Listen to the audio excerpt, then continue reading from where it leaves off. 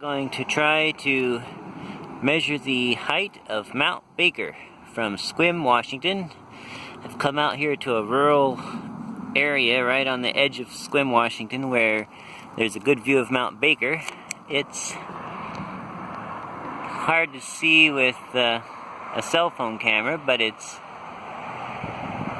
right in there in the middle. It's not these clouds over here. It's the mountain right there, and for some reason it's not focusing. But anyway, that's it. I have a theodolite set up here, and I have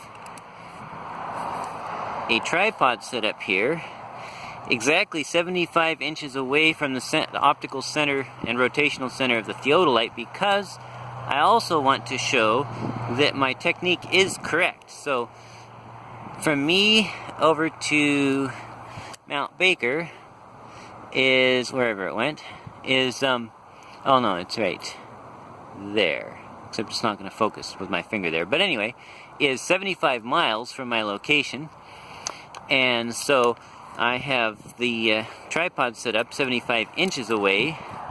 And then I have two little scale mountains made up here. Here's a scale mountain which is 1.33 inches high,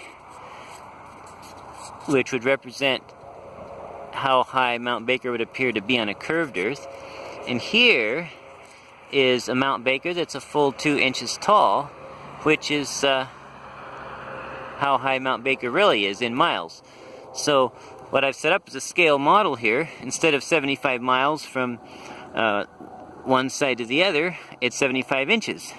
And instead of the mountain being 2 miles high, it's 2 inches high. So the ratio is the same. So you can see that, let's see if I can measure. This is definitely a two-man job, and I only have two hands. So 75, so it's like almost, it's like 70, so I'm 2 inches over, so it's actually 74 inches of distance, but that's pretty close to 75 inches of distance. Because remember, I'm measuring from the other side of the tripod there. I'm having a little trouble with things shifting in the snow, but you'll get the idea. So the other thing I've done is I've set up a water level here. Don't know if you can see it, but I've got a water level, and I really don't know if you can see that here. Let me get some light on the subject.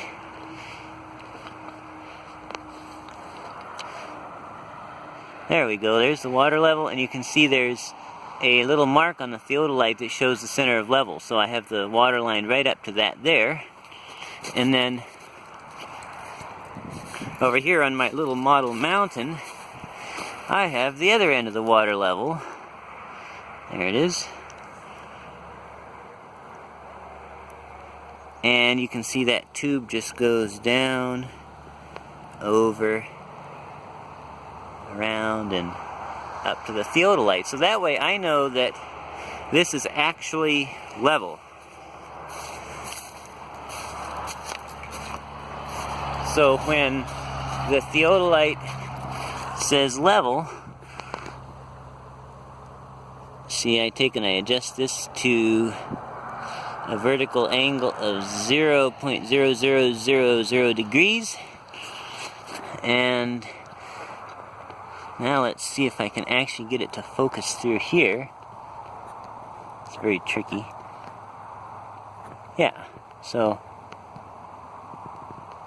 you can see the crosshairs and you can see the water level right there. I'll kind of go up and down. See, it's a little blurry, but the water level's right there.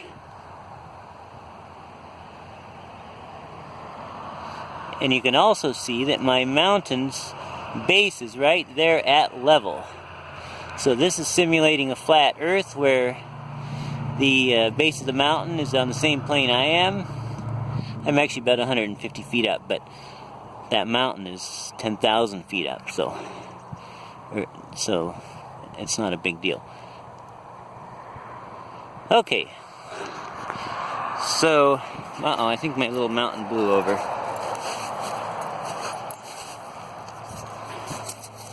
So this shows if the Earth were not curved, how much taller Mount Baker would appear to be from here. This is how tall it should be if it's curved, and this is roughly not counting for atmospheric refraction. And this is how tall it should be if it was flat. So let's see if we can... And you really don't even need a theodolite to do this. You can just set up a water level, and you can sight down. See, there's the water level, and we can sight down if we can get it to focus. It's easier with your eyes, but I wonder why it won't focus. Oh, there we go.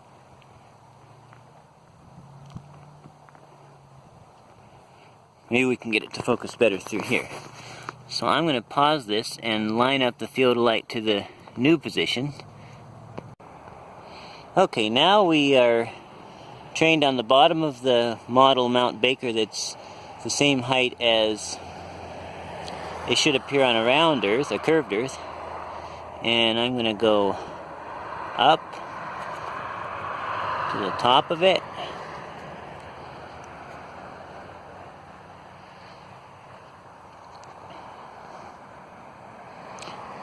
And the angle of that is 1.03 degrees.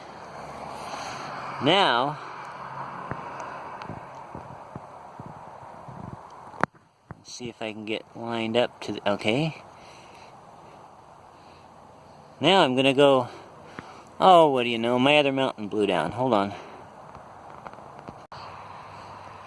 Okay, I've put on my other mountain.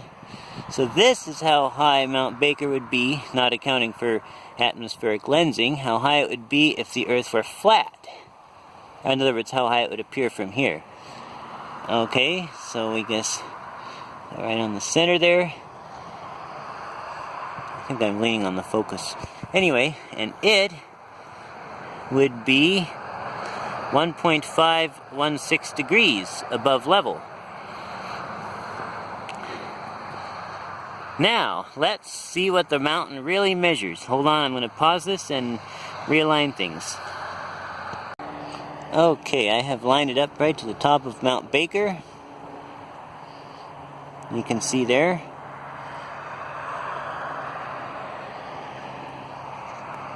And it is actually 1.076 degrees above level.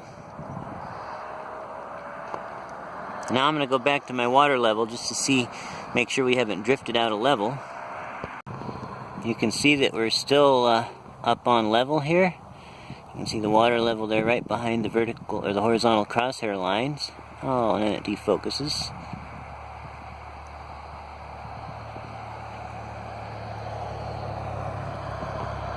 And then you can see it's still level there. I don't know if you can see that. I can't see the screen with the sun. It's pretty close still. And you can see it's, oh, yeah, it's just any slightest bump and it goes off, but thousandths of a degree is a very small angle.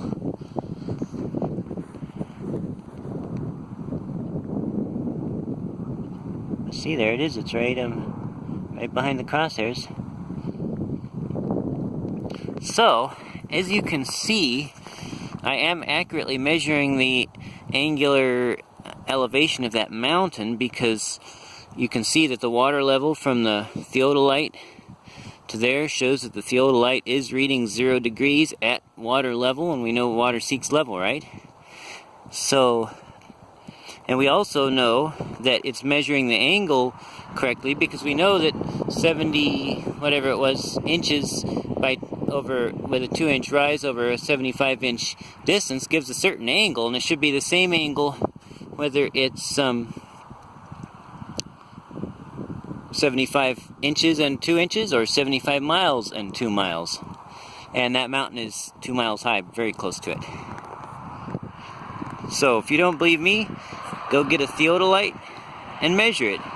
If you can't afford a theodolite or you don't know how to run one, just make a water level and make it however many for every mile your mountain is away, make it 1 inch between the two ends of the tube, and then make a model mountain that's the number of inches high that the mountain is high, and sight across there and see if there's any curvature. It's real simple. If the difference is like this, if you, oops, there we go.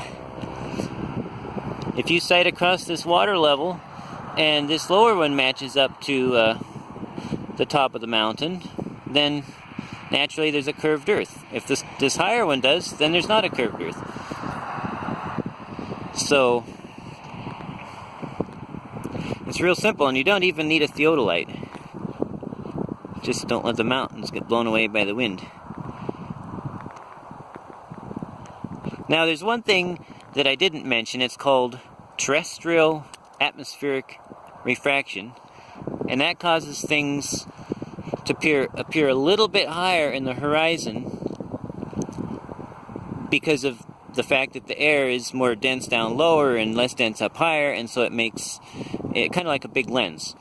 The formula is very complex because it has to involve all the air temperatures and air pressures and air densities and humidity and all of that stuff. So I'm not going to get into that, but the basic approximation that gets you pretty close is like 1 degree for every 932 miles or something like that. So for every 932 miles, there'll be something will appear 1 degree higher on the horizon. As you go up to the sky, that changes, but that's for terrestrial atmospheric diffraction. Alrighty, well, there you have it. Now you know how to measure for the curvature of the Earth using a theodolite or a simple water level.